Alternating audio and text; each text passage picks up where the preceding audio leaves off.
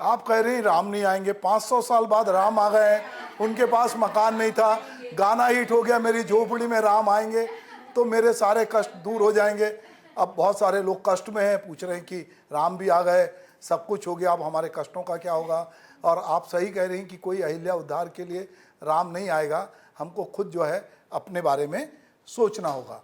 बहरहाल आप लोग सब महिलाएं हैं, हमसे ज़्यादा कथा पूजा धार्मिक जो चीज़ें हैं वो आप उसमें रहती हैं, क्योंकि पुरुष बहुत बार खाने कमाने के नाम पे बाहर चला जाता है और वो महिलाओं को बहुत सारे संदेश देता है। मैं एक बचपन की स्मृतियों को आपसे साझा करता हूँ, फिर मैं दूसरी वक्ता को बुलाता हूँ। चूँकि मैं ब्राह्मण परिवार में पैदा हुआ तो कई बार ऐसा होता है कि कोई कथावाचक नहीं आता है, तो माँ कहती थी कि चल तू बैठ और कथा पढ़। तो उस समय संतोषी माता का बड़ा क्रेज था और संतोषी माता की कथा पढ़ी जा रही थी और वो पिक्चर बहुत हिट हुई थी। तो मैं वो कथा वाचता था। तो बचपन में आप जब कुछ कविताएं पढ़ते हैं, कथा वाचते हैं, तो वो आपके अवचेतन में कहीं दर्ज होती है।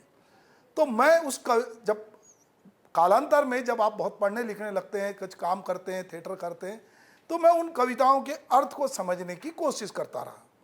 तो उसमें एक लाइन है, आपको यदि किसी को याद होगी तो होगी, मुझे थोड़ी सी याद है, हो सकता है उसमें एक लाइन इधर उधर हो जाए। उसमें स्त्री कहती है, पुरुष कहता है स्त्री से कि हम जावें परदेश को, कथा में है कि हम जावें परदेश को, आवेंगे कुछ काल, तुम रहियो संतोष से, धर्म आपनो पाल। पत्नी कहती कि जाओ पिया आनंद से, हमरी सोच मिटाए और राम भरोसे हम रहें, ईश्वर तुम्हें सहाय। देव निशानी आपनी, देग धरूं मैं धीर, सुधी मत बिसरियो हमारी, राखियो मन गंभीर। ये स्त्री कहती। मैं बाद में इसको सोचता हूं एक लेखक के नाते, एक रंगकर्मी के नाते, तो जो एक पुरुष कह रहा है कि अपना धर्म पालन करते रहना, हम स्त्री से बहुत बार धर्म पालन की बात कहते हैं। हमारे यहाँ जब कोई निधन होता है, गरुड़ पुराण पढ़ा जाता है, मैंने तो अपने घर में मना कर दिया कि अब कतई मत पढ़ना इसको, मुझे लगता है कि वो स्त्रियों के खिलाफ है। ये मैं ऐसा सोचता हूँ। और हमारे बहुत सारे जो पुराने धार्मिक ग्रंथ और बहुत सारे चीज़ हैं, उसमें स्त्री को कहीं ना कहीं, सारे उपास निराश में स्त्री यदि गड़बड़ करती है तो फिर उसका पति मर जाता है, फिर वो ईश्वर को मनाती है। मतलब जितनी धार्मिक किताबें मैं पढ़ता हूँ इस तरह के उपास की, पर मुझे लगता है कि मैं अपनी पत्नी के दीर्घायु होने की तो कोई कामना करने के लिए उपास नहीं रखता, पर मेरी पत्नी बेचारी साल में कई बार उपास रखती है।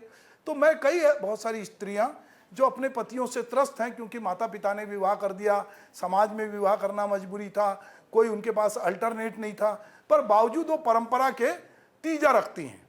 तो मेरे एक कविता की 2 लाइन है कि जब तक रखोगी तुम तीजा तो कैसे मिलेगा कोई दूजा।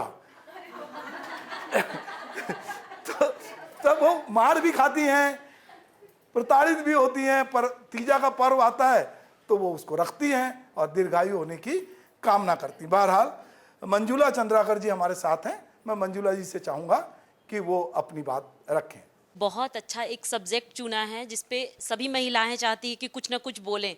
सबके अंदर एक क्यूरियोसिटी हो गई है कि जानने की और ज़्यादा समझने की और उस बारे में बात करने की।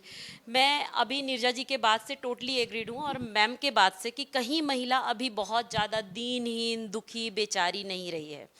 और दूसरी चीज़, नीरजा जी की बात से एग्रीड करती हूँ कि अपने लिए आवाज़ हमेशा स्वयं को उठाना होगा।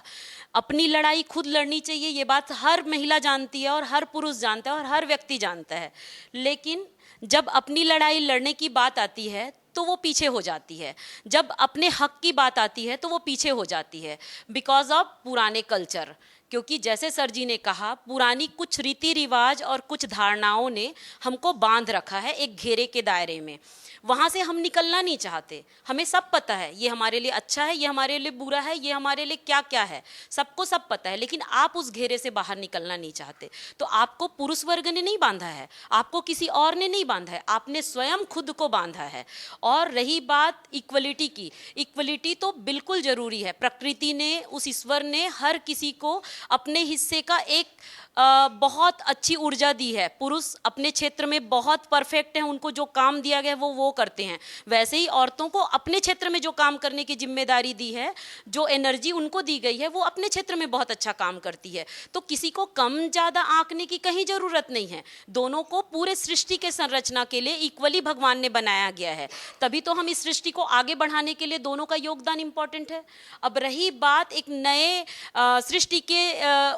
सृष्टि को लाने की या नई सृष्टि के संरचना की हम बात करते हैं, तो यहाँ पर महिलाओं का योगदान सबसे विशेष माना जाता है, क्योंकि आप एक नई सृष्टि को इस दुनिया में लाते हैं और उसका पालन पोषण पुरुष वर्ग तो कमा के लाके पैसे आपको दे देता है, लेकिन एक महिला शुरू से कच्ची मिट्टी से लेकर एक बड़े होने तक इस समाज को कैसा व्यक्ति देना है वो उसका निर्धारण करती है।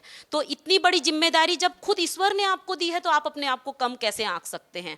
एक नई दुनिया का पूरा दारो मदार आपके हाथ में दे दिया गया है कि आप नई दुनिया कैसा चाहते हैं।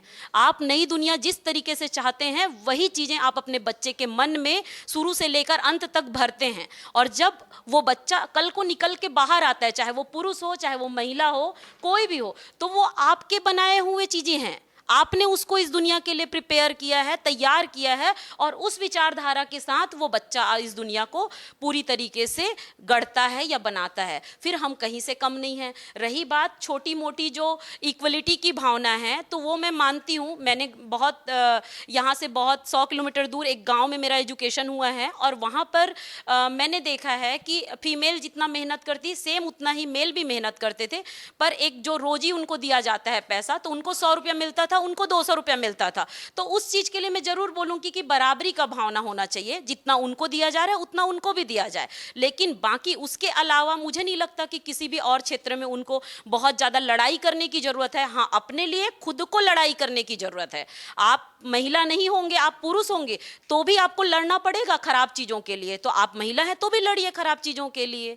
तो इसी बात के साथ मैं यहाँ पे इन चीज़ों को विराम करना चाहूँगी। लेकिन सर, इस तरीके का टॉपिक हमेशा होना चाहिए और नए नए मुद्दों पे भी होना चाहिए जिस पे हम अपनी बात रख सकें। So thank you so much, धन्यवाद आप सभी का।